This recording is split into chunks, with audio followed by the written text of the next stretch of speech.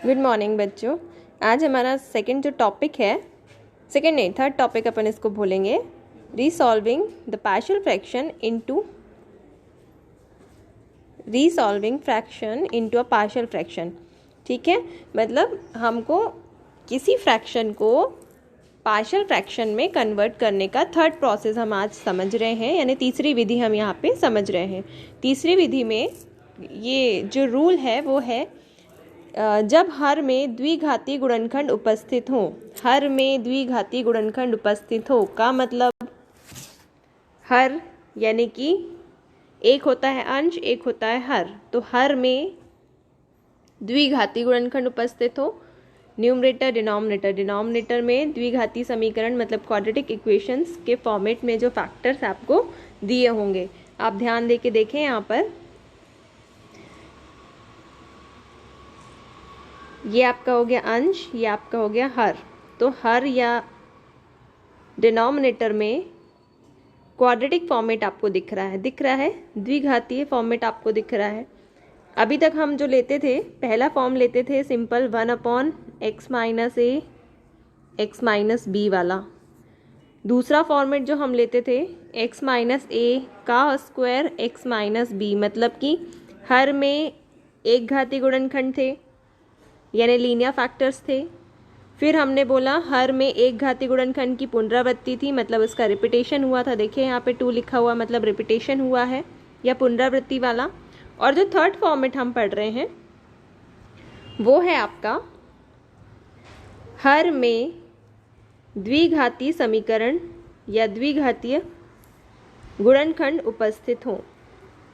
देखिए मैंने यहाँ लिखा है fx यानी अंश और हर में द्विघाती समीकरण हो या द्विघाती गुणनखंड हो। तो द्विघाती दिख रहा है, एक्स स्क्वायर दिख रहा है। अभी तक जो हम इसके पहले 2 फॉर्मेट पढ़ रहे थे उसमें हमने क्या पढ़ा था, x plus a x minus ए। फिर हमने सेकेंड फॉर्मेट में पढ़ा था x प्लस ए का whole square, x plus b का होल स्क्वायर या x माइनस ए का होल स्क्वायर।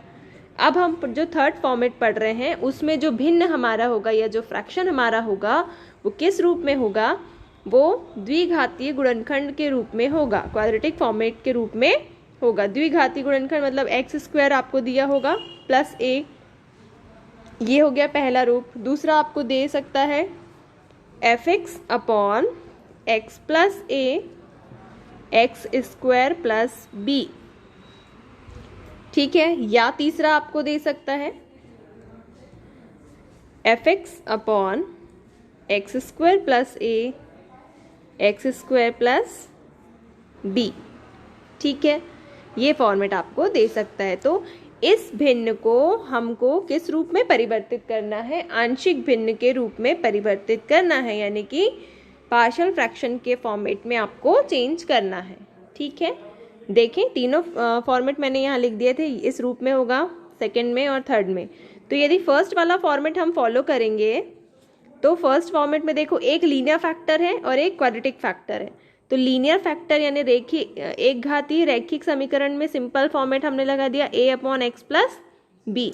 लेकिन इसके बाद का फॉर्मेट हम देखें तो क्या है, एक्स स्क्वायर है यानी द्विघाती रूप है। तो एक्स स्क्वायर है, जहां द्विघाती रूप है तो हम क्या करेंगे, इस फॉर्मेट में इसको लेंगे। फिर से समझते हैं, हम यहाँ पे लिख दें 1 upon x square plus a x plus b का आंशिक भिन्न रूप होगा।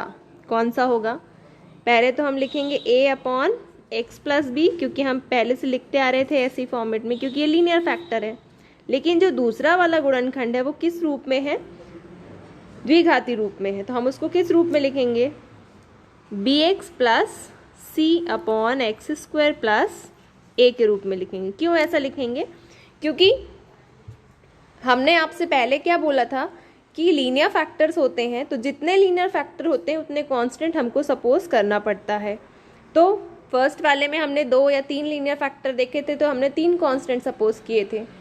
अभी इसके सेकंड वाले फॉर्मेट में हमने देखा कि जितने लीनियर फैक्टर थे उतने ही हम कांस्टेंट सपोज कर रहे थे, उसका रिपीटेशन हो तो भी हम उसमें इतने कांस्टेंट सपोज कर रहे थे। अब हम थर्ड फॉर्मेट में देखेंगे कि हमारे क्वाड्रेटिक फैक्टर्स जो दिए हुए हैं, जितने फैक्टर्स होंगे उतने ही कांस्टेंट आपको सपोज करके चलना है, ठीक है। अब यहाँ पर देखें कितने फैक्टर्स हैं, तो हम काउंटिंग करें। x plus b first factor है आपका, तो फर्स्ट कांस्टेंट सपोज कर लेंगे आप। सेकंड में आप देखें कि ये आपस में सम्मिश्रित रूप में है, मतलब आपस में कॉम्प्लेक्स फॉर्म में दिया हुआ है, मतलब एक्स स्क्वायर दिया हुआ है प्लस ए, यानी एक्स के कितने मान निकलेंगे यहाँ से 2, तो कांस्टेंट भी कितने होने चाहिए 2। लेकिन कांस्टेंट अलग अलग होंगे क्या? नहीं। क्यों नहीं होंगे? क्योंकि ये द्विघातीय समीकरण है, तो द्विघातीय समीकरण में क्या मानेंगे? बी एक्स प्लस सी मानकर चलेंगे। फिर हम देखें सेकेंड वाला फॉर्मेट। सेकेंड वाले फॉर्मेट में आप देखें, एक मिनट, सेकेंड फॉर्मेट देखो, दिख रहा है सबको ध्यान से।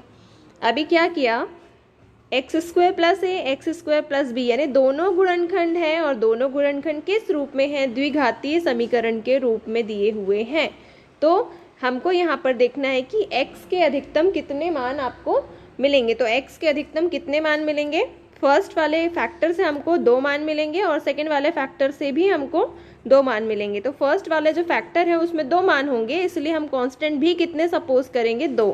फर्स्ट वाले के लिए हम 2 कांस्टेंट ले रहे हैं, कौन कौन से? a और b, लेकिन ये कॉम्प्लेक्स फॉर्म में दिए यानी द्विघाती रूप में दिए हैं, तो हम इसको जो कांस्टेंट सपोज करेंगे वो भी कॉम्प्लेक्स फॉर्म में सपोज करेंगे। ax plus b upon x square plus a, ये पहले की कहानी खत्म।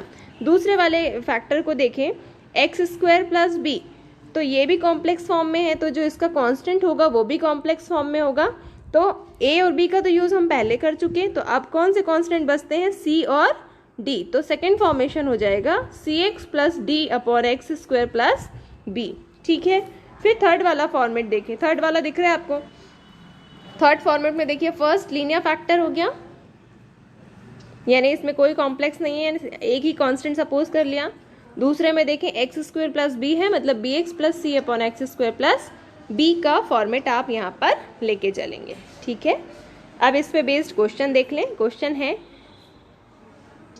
आंशिक भिन्नों में परिवर्तित कीजिए, change resolve 2x plus 1 upon x square plus 3x minus 4 into a partial fraction. ठीक है, हम देखें यहाँ पे तो ध्यान दीजिए, 2x प्लस 1 तो ऊपर है, हर की बात करें यानी डिनोमिनेटर की बात करें तो डिनोमिनेटर में एक आपका रैखिक गुणनखंड है यानी लीनियर फैक्टर है, और दूसरा आपका द्विघाती गुणनखंड है, दिख रहा है। x के टोटल कितने मान होंगे? 3 होंगे। तो फर्स्ट वाला जो द्विघाती गुणनखंड है, चूंकि द्विघाती है इसलिए कॉम्प्लेक्स फॉर्म में हम कांस्टेंट को सपोज कर लेंगे, ax plus b upon x square plus 3। Second वाले में हम क्या करें? c upon x minus 4। ये क्योंकि लीनियर फैक्टर था तो इसमें एक ही कांस्टेंट आएगा। कुल मिलाकर 3 कांस्टेंट हमने सपोज कर लिए। ठीक है। माना कि इस फ्रैक्शन का पार्शियल फ्रैक्शन फॉर्मेट इस प्रकार से आपको दिया हुआ है। ठीक है। फिर हम क्या करते हैं? सिंप्लीफाई करते हैं या सरल करते हैं। तो सरल करें, सरल करने पे आपने वही एलसीएम लेके सॉल्व करें, कट कैंसिल करें। फाइनल इक्वेशन आपको कौन सा मिल गया? सेकेंड इक्वेशन मिल गया आपको। फिर हम क्या कर रहे थे? सेकेंड इक्वेशन तक अपनी कहानी खत्म नहीं करना है, थर्ड इक्वेशन में लेके चलना है। थर्ड इक्वेशन कैसे लेके आएंगे? सिंप्लीफाई करेंगे। ठीक है, इसी इक्वेशन को सिंप्लीफाई करेंगे विद द हेल्प ऑफ किसकी सहायता से? ब्रैकेट ओपन करेंगे, तब हम इसको सॉल्व कर पाएंगे।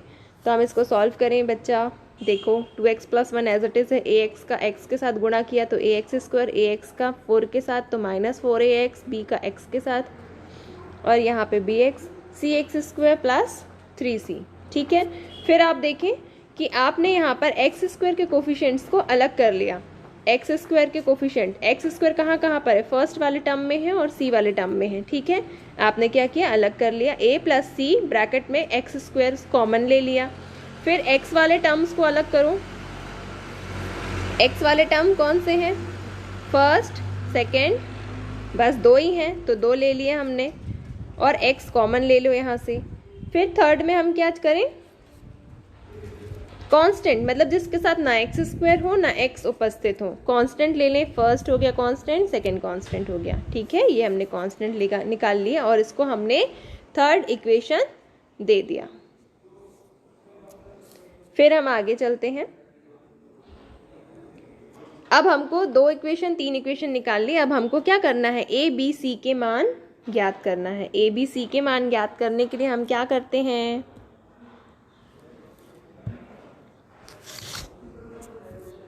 समीकरण को हल करते हैं। समीकरण को भी हल कर लिया हमने। अब हम यहाँ पर देखें कि इसका एक लीनियर फैक्टर कितना दिया था, x माइनस 4। तो x माइनस 4 बराबर 0 ले लें तो x बराबर कितना मिलेगा, 4 मिलेगा। 4 मिल गया। 4 को कहाँ पर रखें, x बराबर 4 को समीकरण 2 में। जो पुरानी कहानी थी वो इसी को फॉलोअप करते चलना है। माना समीकरण 2 में रख दें। समीकरण 2 आपका क्या था, जो आपको दिया हुआ था, मैं लिख दे रही हूँ यहाँ, 2x plus 1 is equals to c x square plus 3 आपका समीकरण 2 था। समीकरण 2 में मान रखा, x बराबर 4 रखा, कितना आ जाएगा, 4 4 जा 16 प्लस 3 यानी 19, ये आपको मिला। तो c बराबर कितना मिला, 9/19। कितना मिला, 9/19। c का मान मिल गया। अभी 2 कांस्टेंट और बचे हैं भाई, बचे हैं ना।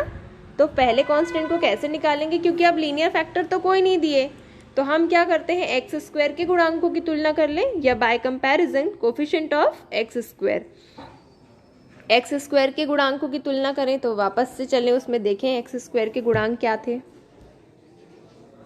देखें यहाँ पे एक्स स्क्वायर के गुणांक, देखो यहाँ पे ध्यान देना, ये थर्ड इक्वेशन में देखो, एक्स स्क्वायर के साथ क्या है, a प्लस सी है, और इस साइड पे एक्स स्क्वायर है क्या, यानी लेफ्ट राइट साइड में तो आपको दिख रहा है a plus c x square का गुणांक, लेकिन लेफ्ट साइड में दिख रहा है क्या, नहीं दिख रहा है, यानी कोई नहीं है। तो हम क्या करें, राइट साइड में एक्स स्क्वायर के गुणांक कितने हैं, a प्लस सी, और लेफ्ट साइड में कोई एक्स स्क्वायर का गुणांक या कोफिशिएंट नहीं दिया है, तो हम क्या बोलते हैं उसको, 0। तो हमको क्या मिल गया, a प्लस सी बराबर 0 मिल गया। देखो यहाँ लिखा है मैंने, a प्लस सी बराबर 0। a का मान नहीं मालूम, c का मान निकाल चुके थे, तो रख दें 9/19। तो कितना आ जाएगा, a बराबर -9/19। ठीक है, a का मान मिल गया, c का मान मिल गया। अभी भी कहानी कहाँ पे अटकी है, b के मान निकालने पे। तो b के मान निकालने के लिए हम किसके गुणांक की तुलना करेंगे, x के गुणांक की तुलना करेंगे। तो x के गुणांक कहाँ से निकालें, फिर से चले हम फर्स्ट वाले पेज में।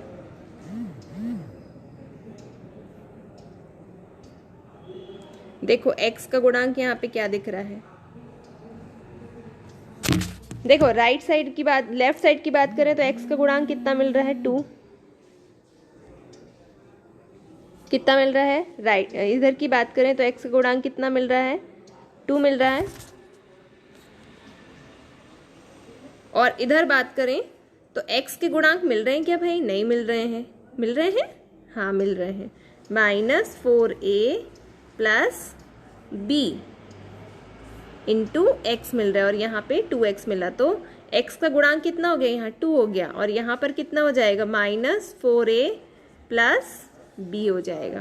ठीक है, ये हो गया आपका x के गुणांक। तो x के गुणांक की तुलना कर लें। अब हम देखें कैसे कर रहे हैं, सेकेंड वाले पेज में चलें।